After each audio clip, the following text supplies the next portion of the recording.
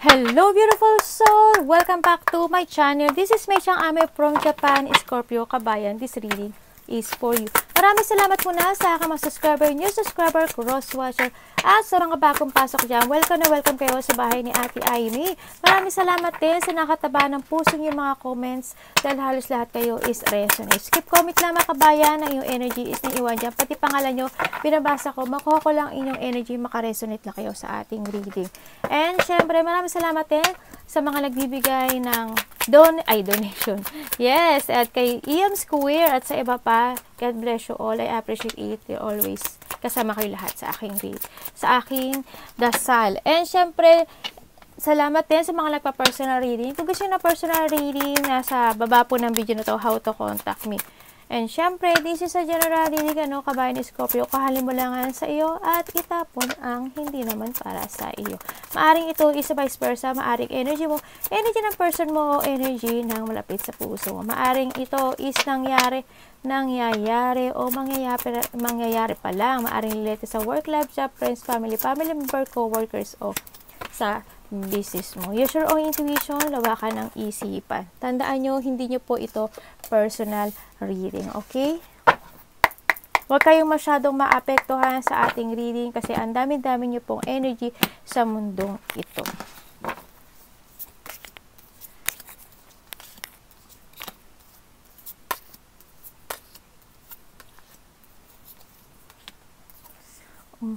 May travel ba kayo?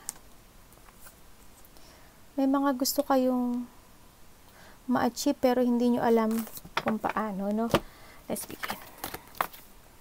Parang nandun na is may ini-evaluate kayo. May mga multitasking or meron pa kayong mga ando yung back and forth feelings na gagawin, hindi. May mga option ako nakita. Siyempre, we have the whip ba yan? There's a conflict, debate, hard work, abuse, pain. May mga pag-uusapan, may mga dedebatehan, may mga malaki o malit na conflict yan na magaganap. May maaring sa work o yung pagiging hard work. May mga abuse or may mga pain ako nakikita sa'yo. May mga physical or may mga activity ako nakita na gagawin mo. This may, And we have the cross. May mga duty and magkakaroon ng mga big problem na darating sa buhay mo. This may. Sorry talaga. May mga kalungkutan, may mga mangyayaring I don't know, as in lungkot, burden, maaring may mawala o may maalala ka in the past person, ganyan. Yun ang nakita ko. Basta malaking malaking problema ang magaganap. May mga gossip o small problem din. Ang dami mo na problema darating, mga burden and big and small problem din nakikita ko. May mga excitement, makakaramdam ka ng anxiety o mga pagkabalisa at may mga tao na madaldahal na pag-uusapan ka. Okay? We have the passage, your current situation is a means to an end. Yes, there's a shipment or nakikita ko na yung pag-asa mo, nakita ko ito, matatapos na lahat. And you are making the uncertain voyage to a new world. Enjoy the discoveries as you go. Ganda ng mo. And we have the people skills. You have a flair for working well with others. You could be a diplomat, counselor, salesperson, or head of a company. Siguro iba sa inyo may sarili kayong company. May sarili kayong, kumbaga leader kayo, maaring ikaw is magaling ka to communicate or as a salesperson kayo, diplomat, or a counselor. As in, may binubuga kayo. Yun, nakikita ko sa inyo. As in, hindi nyo, you have a skills to manage ang isang kahit na malaking company man yan, malit na company yan, mayroon kayong skills na ganun to manage or maging leader, ganyan. Independence, it's time to go out on your own and create your own business, like I told you, di ba? Or try something well outside your comfort zone. You need to try another path o yung mga hindi mo nagagawa, gawin mo yun. No? And then, nakita ko rin naman nga, sabi nga, tulad din na sabi ko, una pa lang, baka iba sa inyo is mayroon na kayong business, malaki man o maliit na yan. And then, kung may business na kayo, try nyo pa ulit na yung hindi nyo nagagawa. Kasi, more experience, more success, di ba? Nakita ko dito. Andito ka sa part na nakikita ko sa ngayon, Scorpio kabayan, na you are starting a new beginning. There's an open door sa iyong buhay na malaking pagbabago this May 2024. Nakita ko na i-give effort mo ito, maaaring magkakaroon nga ng new business. At kung baka may binabala ka na, no, na gusto mong gawin. Kasi you are look to the future na nakita ko na magtatayo o may gagawin ka na to collaborate to something. Papasok ka sa bagong mundo eh. No, nakita ko na natatapusin mo or gusto mo nang tapusin yung mga ano ba to? Yung mga difficult situations sa buhay mo. Yeah, may mga iba dito, may mga nile-learn, yeah, may mga dinidevelop na skills, may mga pinapractice man yan, maaring talent. You are very hardworking person sa nakita ko dito. You focus ka, as in focus ka, and mahilig ka rin matuto or mag-learn, ganyan. Handin yung may mga situation ka na piniperfect sa ngayon. Maaring a new job, a new work na mga gusto mong gawin, ganyan. You are focused, you give your determination and focused and commitment sa lahat ng bagay, lalo na when it comes to business, Scorpio. No, siguro iba sa inyo pangalawang anak. Handin yung sa part na talagang magaling ka when it comes to communication. Magaling ka, ang bilis mong mag-isip, ang talino mo, and I don't know why, pero handun yung strength, handun yung confidence, handun yung pagiging ikaw. Alam mo yun? And, as in, magaling ka talaga. Handun din yung pagiging, you look all the pack before your action. Sa nakita ko dito, no? Yun yung nakikita kong, ano ba to? Personality, no? Handun yung, basta may mga ginagawa. You are entering to a new world. You value all the people sa paligid mo, yung mga nakakasalumuha mo, yung mga nakaka-collaborate mo, yung mga nakaka-partnership mo, binavalue mo yun, no? Sa nakita ko dito. Handito na yung maaring may mga iba sa inyo na nakaka-receive kayo ng mga payo sa mga kakilala nyo, ganyan. Or maybe ikaw, mahilig ka magpayo. So, nakita ko dito. Magkakaroon ng mga sigla, happiness, and nakita ko rin na okay. So, nakita ko dito parang may gulo, may nagugulo yung utak mo. Andun yung part na kahit na may problema ka, kahit na may mga napagdadaanan kang sitwasyon na mahirap sa buhay mo, hindi mo ipinapakita sa iba, lalo-lalo na sa family mo. Parang isosolve mo siya with your own. Hindi mo isinasama yung family mo sa mga problema na hirap na dinaranas mo. Yun ang nakikita ko Siguro hindi lahat kaya, pero yun ang nakikita ko. Parang ikaw na lang yung magsosolve sa sarili mo kaysa humingi ng payo sa kanila. Ganyan. May mga inaayos ka sa ngayon, sa nakita ko dito. Handin din yung sa part na nakikita ko sa'yo na nakapag-desisyon ka na sa buhay mo na may umpisahan ka, maaring a project, maaring own business mo yan, maaring gano'n, no? Handun na rin yung sa part na kinalimutan mo na rin yung mga kabiguan sa nakaraan. Kumbaga, you are looking forward na rin talaga sa, sa throat chakra ko. Ay, nag-iiba yung throat chakra ko. Kabiguan sa mga nakaraan. Kinalimutan mo na yon kasi it's done, it's past. Wala na tayo magagawa doon. No, nakita ko na rin na naka-decide ka na sa buhay mo.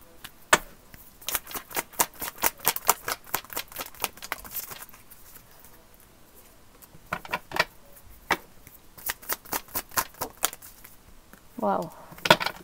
Bakit 3 of Pentacles siya?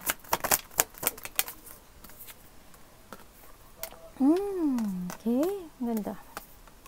Tingnan natin yung 8 of Pentacles. Gusto mo? Thank you.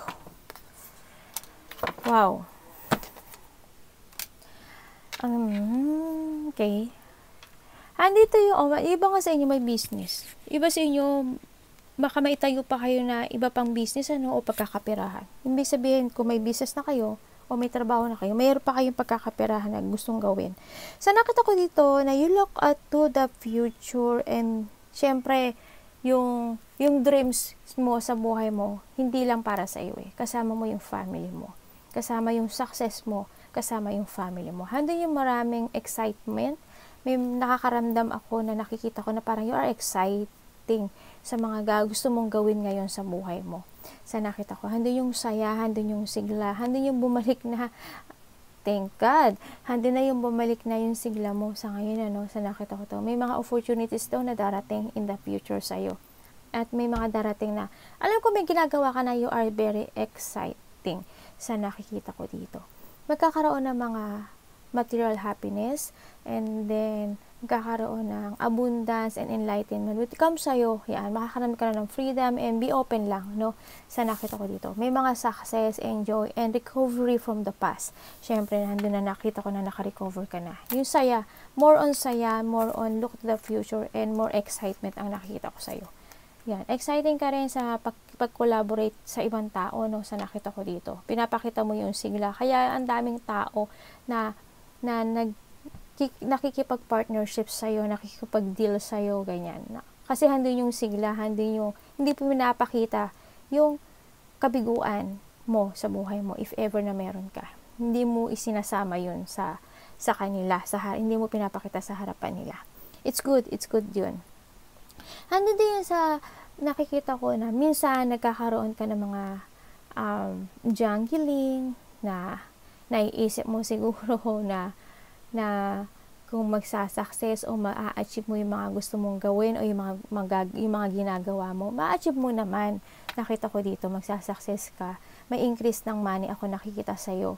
And then, you need to give effort lang. Handun din yung part na you have a situation dito na siguro yung iba sa inyo may mga ginagawa na kayo na hindi lang isang trabaho, hindi lang siguro isang pagkakaperahan na ginagawa nyo. Baka iba nga dito all over the world na kayo kilala kayo sa nakita ko ito. Baka mga nag-export kayo, sa nakita ko dito.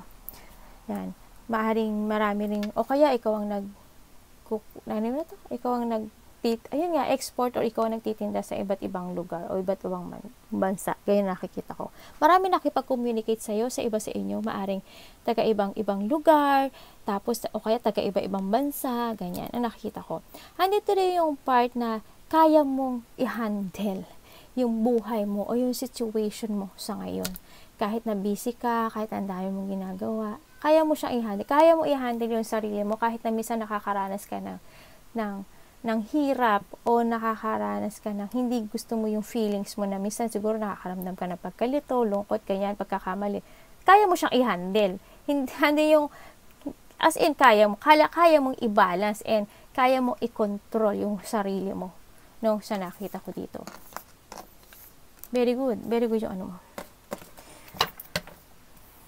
Siguro may kayo travel sa iba. Ano pa yung hero pa? Oops. Ay, bakit? Ano yan? Bakit po? Okay. Ano po si Ten of Cups? Salamat po. Okay, wow. Handito ka ngayon minsan, sabi ko nga sa'yo, nakakaroon ka, siguro in the past, nagkaroon ka ng mga regret, nagkaroon ka ng mga pagkakamali. Handin yung now-hold ka kasi ng nakaraan, Kahit na you are entering in a new world or new project or may gusto mong i-enter na business man yan, new work, new creation man yan, dadala at nahahata ka ng nakaraan mo sa mga maling naganap, mga hindi magandang naging outcome. Yun nagiging blockage mo kasi yun yung sa nakikita ko sa'yo. To moving forward more or mag-focus ka sa the future mo, sa nakita ko.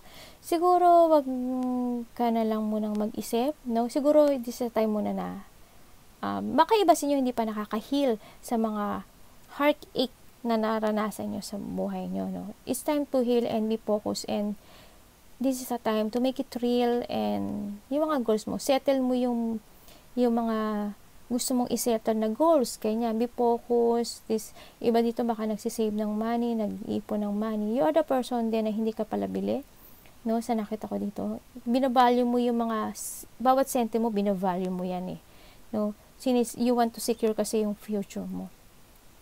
Handun din na nakita ko matulungin ka, handun din yung part na, may mga gusto kang gawin talaga when it comes to yourself na kasama ang family mo, kasama ang girlfriend mo, ang boyfriend mo, mga mahal mo sa buhay. Gagawin mo ang lahat, maibigay lang sa kanila ang kasiyahan at ang good lives sa kanila, no? Yun ang nakita ko sa iyo. And you are starting a new world, a new life, no? Sa nakita ko dito na you love it, no? Minsan lang siguro talaga nagkakaroon ka ng doubt, no? Maraming taong nakikipag-communicate sa iyo, Nakakatuwa naman yung ano mo.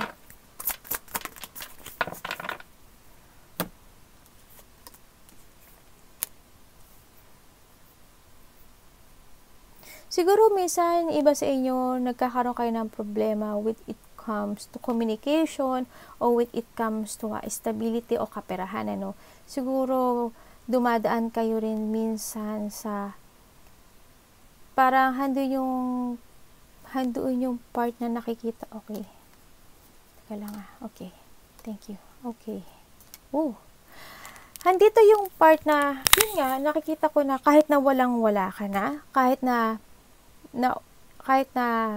parang nabigay mo na yung lahat, pero ayaw mong pakita sa kanila na wala ka. Alam mo yun? Sa mga kaibigan mo, sa mga kamag-anak mo, sa mga mahal mo sa buhay, ganun. Yun na nakita ko, kahit minsan nasasaktan ka, no? Kahit minsan may mga tao ka nakakasalamuha na medyo na-hurt ka, ganyan, ganun. Pero you try your best pa rin na ipakita sa kanila na you're okay, no? Sa nakita ko rin dito yung iba na you need a positive destination. Basta continue ka lang sa direction mo to find talaga kung ano yung goals mo, sa nakita ko dito. And then, handin na yung may mga iba dito nag-uumpisa na kayo or may ginagawa na kayo sa situation nyo o sa buhay nyo na you love it, no? Lalo na when it comes sa business.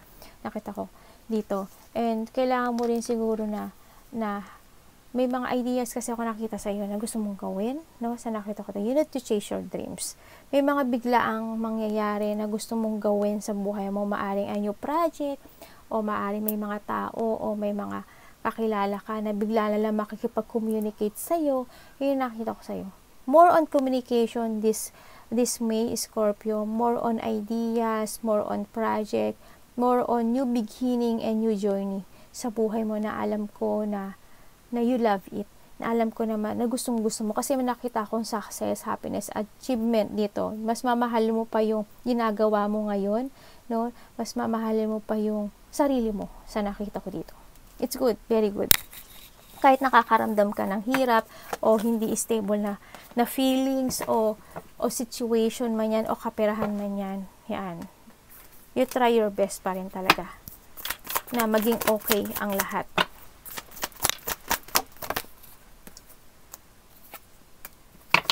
Bakit? Okay.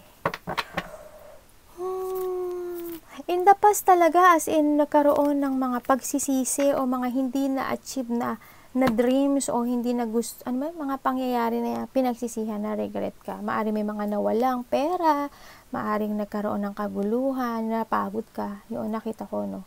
Kumbaga may mga parang kaya ngayon parang nakikita ko na ang dami mo nang iniisip o ang dami mo nang wishful thinking na gusto mong mangyari, pero parang very careful o you need to be careful sa mga magiging choices mo sa buhay mo kasi nakikita ko na ayaw mo na mag-mess, ayaw mo nang masayangan, ayaw mo na magkamali.